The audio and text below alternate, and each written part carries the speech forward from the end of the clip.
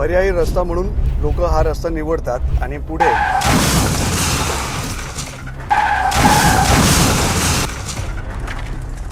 आम्ही घोडबंदर च्या दिशेने निघालेलो आहोत। भर दुपारी तिथे तुम्हाला ट्रॅफिक दिसेल, रस्त्यावरती तर परिस्थिती वेगळीच आहे। बॅक टू बॅक अपघात तुम्हाला दिसत आहेत। और वो ट्रक वाला जो है ना, 6-7 गाड़ी को पूरा मसक रख दिया हो।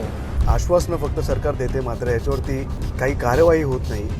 तसली सुविधा नाही इथं। काय सुविधा सांगा तुम्ही मला? काय करायचं हा प्रश्न सर्वसामान्यांना पडलेला आहे। बाबा इथं असं पाहिजे, जे मेन पॉईंट आहे तिथं पोलीस पाहिजे। रिक्षावाले ते टुरिस्ट वाले थांबायलाच तयार नाहीत ना। 4 गाड्या थांबल्या का लगेच रॉंग साईड मारून जायला लागल्या। ठिकठिकाणी असे पिलर्स, ठिकठिकाणी या गोष्टी, पुढे पार्किंग लोकांनी रस्त्यावरती करून ठेवली आहे। फक्त कन्स्ट्रक्शन सुरू आहे, भर रस्त्यामध्ये क्रेनचं काम आहे। मोठी गाडी जर गेली ना इथून तर काहीतरी जाम राहते इथं, त्याच्यामुळे फोर व्हीलर इथून रॉंग साईड मारून जाते आणि तिथं गाडी तिकडून गाडी जे येते ना त्याच्यामुळे असं गाडी ठोकते।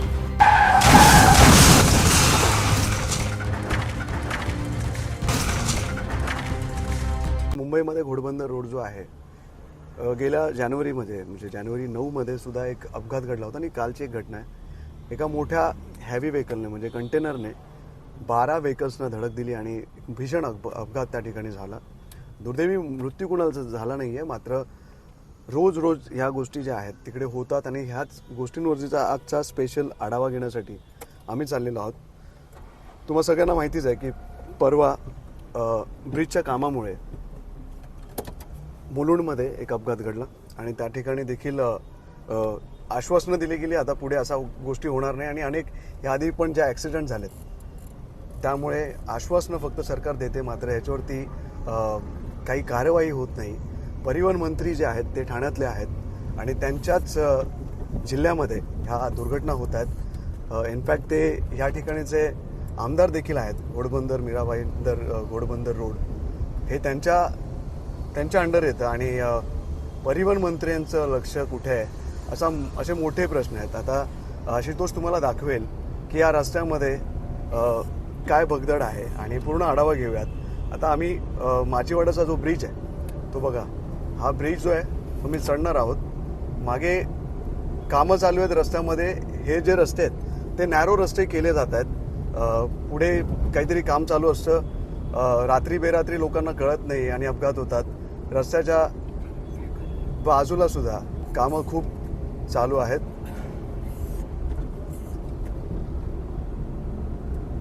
सो आपण पूर्ण आढावा घेऊया। मीरा भाईंदर जे गायमुख आहे त्या ठिकाणी आपण जातोय। रस्त्याचा पूर्ण तुम्हाला मी दाखवणार आहे की कुठे काय गोष्टी झाल्या पाहिजेत किंवा करता येऊ शकतात, त्याकडे सरकारने लक्ष द्यावं। सो चलो, हे 2 रस्ते आहेत। हा किती नॅरो रस्ता आहे, मुद्दा म्हणून आम्हाला इकडून जायला लागतंय कारण या ठिकाणी मोठी वाहनं सुद्धा असतात। हा नॅरो रस्ता आहे। लेफ्ट साईडला बघितलं तर ते जे बॅरिगेड्स लावलेत, तर ते बॅरिगेड्स लावून तुम्हाला सूचित केलं जातं आहे, मात्र लक्ष नसेल तर अपघात होऊ शकतो। ठिकठिकाणी असे पिलर्स, ठिकठिकाणी या गोष्टी तुम्हाला पाहायला मिळतील। तर इकडे बघा, हा नॅरो रस्ता आहे। पर्यायी रस्ता म्हणून लोक हा रस्ता निवडतात आणि पुढे या ठिकाणी खूप रश असते। ह्या ठिकाणी मोठी वाहनं सुद्धा तुम्हाला दिसत असतील। दुपारी मोठी वाहनं काय येतात हा मोठा प्रश्न आहे आणि याच्यावरती सरकार नेहमी सांगते की सरकारने सांगितलंय की रात्री 10 नंतर किंवा 12 नंतर मोठी वाहनं जे आहेत ते शहरी भागात दिसाव्यात। मात्र या मोठी वाहनं ज्या आहेत त्या दुपारी, सकाळी, संध्याकाळी, पीक आवरमध्ये कशा काय दिसतात, काय चाललंय, म्हणजे हा एक मोठा प्रश्न सर्वसामान्य नागरिकांना असतो। ट्रेनमध्ये गेलात तर ट्रेनमध्ये पण तीच परिस्थिती आहे आणि रस्त्यावरती तर परिस्थिती वेगळीच आहे। बॅक टू बॅक अपघात तुम्हाला दिसत आहेत। तशावेळी काय करायचं हा प्रश्न सर्वसामान्यांना पडलेला आहे। आम्ही घोडबंदर च्या दिशेने निघालेलो आहोत। भर दुपारी पण तिथे तुम्हाला ट्रॅफिक दिसेल। रस्त्याच्या दिशेने बघा, एक माणूस आम्हाला सांगतोय की लेफ्टने जा, कारण ह्या बाजूने काहीतरी सुरू आहे. चला इथे तरी त्यांनी एक व्यवस्था अशी केली आहे, पण तो माणूस दिवसभर 24 तास राहील का हे देखील पाहावं लागणार आहे. कारण इथे क्रेनचं काम आहे, भर रस्त्यामध्ये क्रेनचं काम आहे. मात्र त्या दिशेने सुद्धा काही वाहनं जात आहेत. आता ह्या ठिकाणी अशा काही घटना घडल्या तर त्याला जबाबदार कोण असणार आहे, असे मोठे प्रश्न आहेत. पोलीस संरक्षण द्या पाहिजे फक्त, दुसरं काहीच नाही.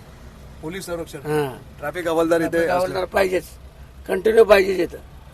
इथं एकही दिसत नाही पोलीस कॉन्स्टेबल कोणच दिसत नाही तिथं. आणि तुम्हाला रात्री जेव्हा त्रास तुम्ही करता रस्त्यात लाईट्स वगैरे आहे व्यवस्थित आहे तिकडे? नाही लाईट नाही जायचं, व्यवस्थित लाईट बीट काय नाही. काय ना काय नाही.